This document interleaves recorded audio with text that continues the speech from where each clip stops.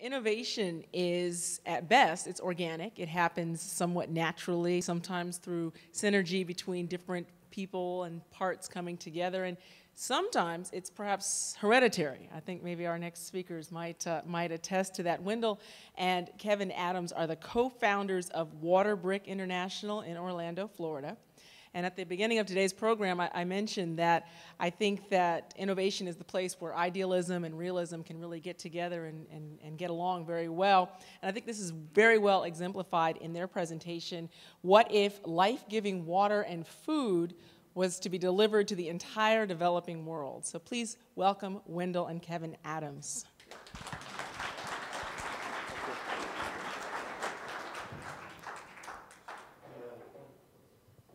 Through the audience.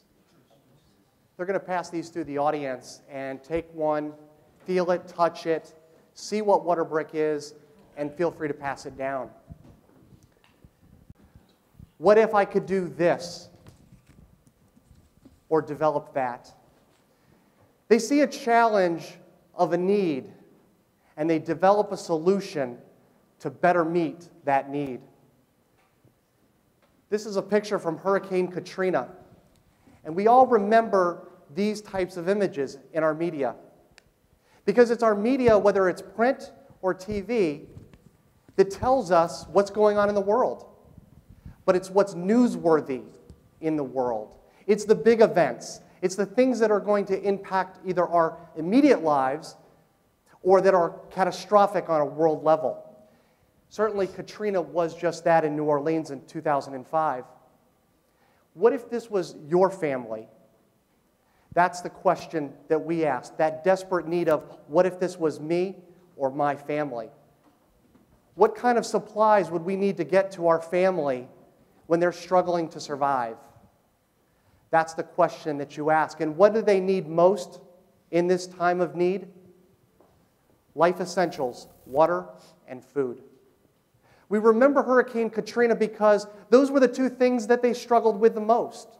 Weeks went by, and there were no solutions. Water and food could have been more easily helped through Waterbrick in this situation. But going back to media and what we see and what we hear, we would think that over the last 5 years that we've been hit by the tsunami in Southeast Asia in 2004. We would think that Hurricane Katrina affected us in 2005. But not much else happened. What if this happens more than you think? Just because you don't see it or hear about it doesn't mean it isn't impacting someone in the world today. This is data from the International Red Cross, their 2009 World Disaster Report. And this data is annual averages over the last 10 years that they compiled their report. It would say that every year that we have 719 disaster-related events happen somewhere. That's 2 events per day. So when we talk to relief agencies and they say, we are battling disaster relief every day of the year, they mean it. 270 million people are impacted every year by these events. I checked this data 4 times. I was shocked. I couldn't believe it. I had to look through footnotes and look through reports. I did not believe this number. I had to calculate it myself to figure it out. But right in the footnote it said 270 million people impacted every year. Let me put that in perspective. It's like impacting the population of New Orleans, like Hurricane Katrina did, every 2 days somewhere in the world. That's how big this is. We then look at how is it distributed across the continents. It happens a little bit more in Asia, but it happens everywhere. It touches all of our lives. The past slide didn't go far enough because it said that those events that they documented were only those that were triggered by natural events or technologically triggered events. It did not include wars, conflict-related famines, diseases, or epidemics. Which leads me into the next topic, which is wars or conflicts. Another thing that media defines our perception. We would think that there are two wars right now, Afghanistan and Iraq. But there are 29 ongoing wars in the world somewhere. There are 28 million people displaced from their homes, pushed away to fend for themselves, in large part because of conflict. The United Nations will say that's an all-time high in terms of people being displaced from their homes. The other staggering stat that I saw with this was that 70 to 80% of the people impacted through displacement were women and children. Because the men are back fighting the war. And what does that create? It creates more broken homes with these people. We then again look at the distribution of the impact across the world, and we can see the highlighted countries that are impacted here. It hits closer than we think, right in Mexico and in Colombia. Colombia actually has the most amount of displaced people in the world. Would not have known that before I saw it. But as you see, it happens on every continent, and we're all equally sharing in this problem. We all know what extreme poverty is. It's no life essentials, no food, no water, no hope.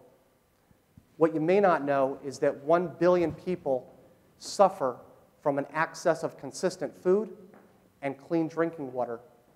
That's 1 in 6, and if you look out into this audience of 120 people, that's almost the first 2 or 3 rows of this audience. If you were impacted, that would be the proportion.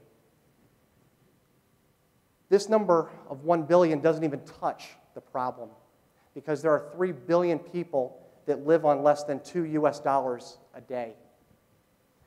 1 in 6 are access to the clean water. Waterborne diseases. This kills 1 child every 8 seconds. And the lack of food kills 8 million people every year.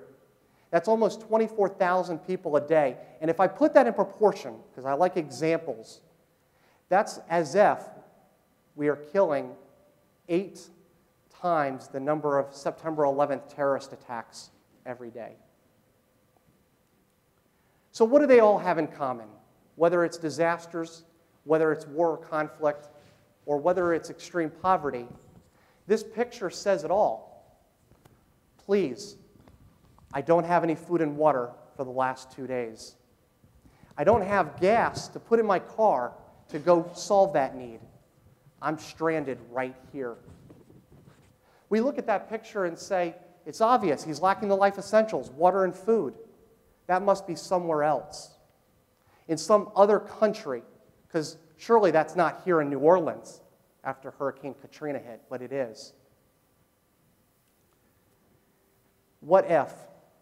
What if there was a solution that more effectively got water and food to the people in dire need, whether it's disasters or conflict or extreme poverty, and did it more effectively? That is what inspired WaterBrick. I would now like to introduce you to my father, who is the inventor of WaterBrick. And he's going to share his story of what inspired him and what caused him to develop this product. Wendell.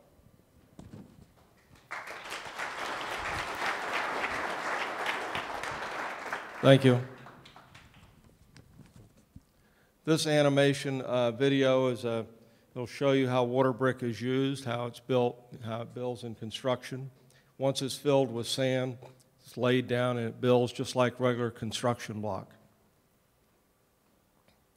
The stakes that you see going down inside the WaterBrick are nothing more than a 3/4 inch PVC pipe that's delivered with each one of these. They do the anchoring into the ground for the foundation. It also gives strength in the vertical walls.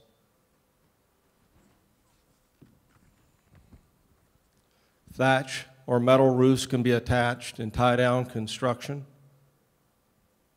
And as you'll see, this house turns into a 104-unit complex that I designed for Makuzi, South Africa, which will house 800 to 1,000 people.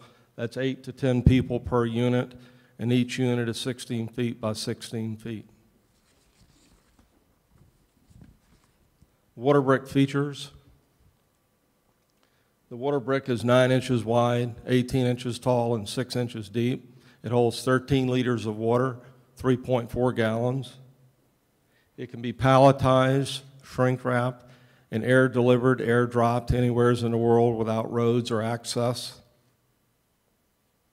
The reuse of water brick is simply for construction or to continued use to carry water in the countries that, containers is a premium.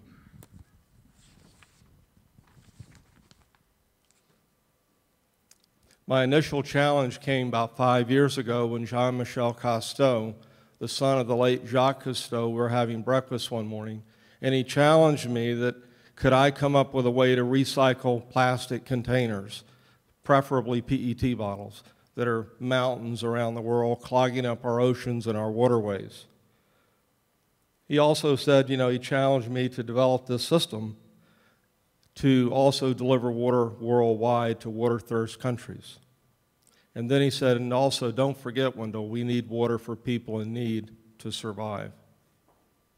So after many hours and weeks of thought and many more months of research, I decided, well, what if I could develop a first response lifeline serving those in need that could not only deliver the life essentials, but could also at the same time be recycled or reused to address the tremendous need for housing and shelter. Well, what if became a reality, and the containers that's being passed in the audience is that reality. From a challenge, to a vision, to an idea, to reality, and all just within 4 short, long years. This reality is now building a school in Makuzi, South Africa, serving 350 children. This reality has put down a 400-foot well for all to use in that village. Normally they run out of water June, July, and August. They now have water every day. Last year, my most exciting phone call came from my superintendent from the tribe there. I got a cell phone call, and we were putting down this well. He was so excited, and his voice over the phone said, Mr. Adams, we hit water. The water is so clean you can see clear through it. Think about that. His excitement of, clear water. Just imagine that excitement. Just imagine the excitement of simply having dry shelter. The very basics that we take for granted. So Building Hope has just started for this little village and is thriving today because of a challenge, because of an idea, and a solution called Water Brick. Kevin will conclude our presentation.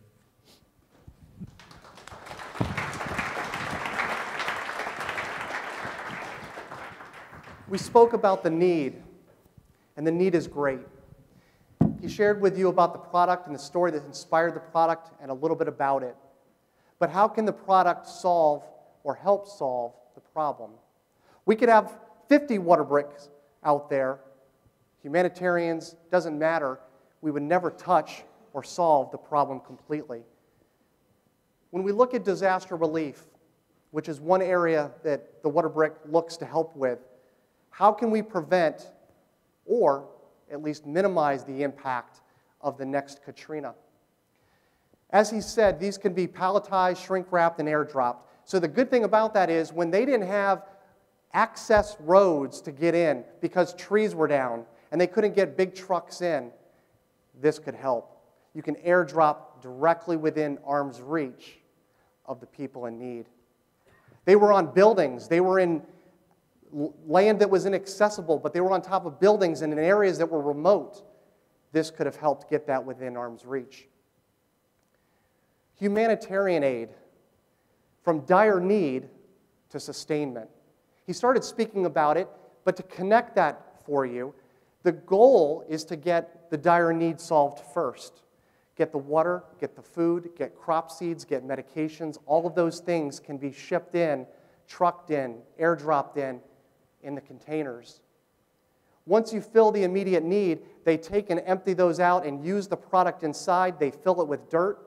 And as the animation video showed, they can make homes out of it. I could stand on these right now without anything in it and they wouldn't crush. But with dirt inside of it, it becomes the weight of a concrete block at about 48 pounds, so they're very durable. Disaster preparedness, we see in Orlando, this is a big subject. We see billboards that say, "Be prepared, not scared." And I see that so obviously when people don't do something to prepare for a tragedy or a disaster. And these could easily be put underneath your bed. They could be stacked in closets, stacked in your garage, and when the need arises, you can use them. This is the house that we built with these containers in Orlando. It's the 12 by 12 that the animated video created first, and then the village came from it. You can see that it's well constructed, but what you don't see is that this doesn't sit on a concrete base. It sits on loose sand, and it's able to still have enough strength to work. This is the school that he talked about that is in construction. It's an 8-room classroom. This is part of bringing hope. We've got the deep water well, and that helps with education, and people don't think about. Because in their societies, in parts of Africa and other parts of the world, they get water by somebody spending 8 to 10 hours a day fetching water, and that's the women in those societies. With a deep water well, they don't have to do that anymore. They can join the boys and go to school. Right now, the children in Makuzi walk 9 miles every day. I wouldn't send my child down the sidewalk without me being there with him, but they send their child 9 miles over a mountain terrain, fighting one of up to 28 poisonous snakes, rebels fighting in conflict.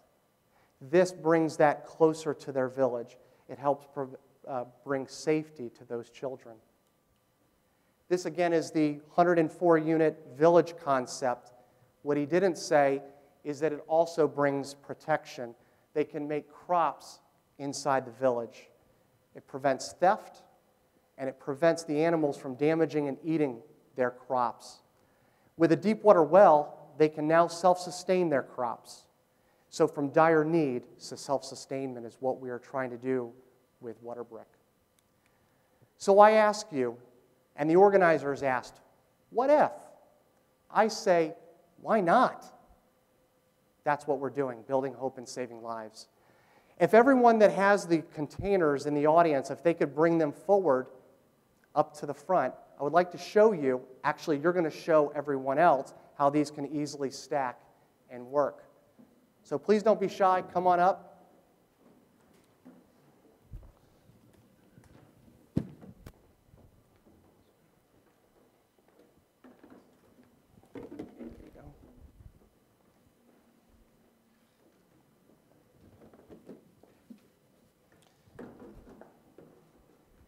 Building faster than I can do it.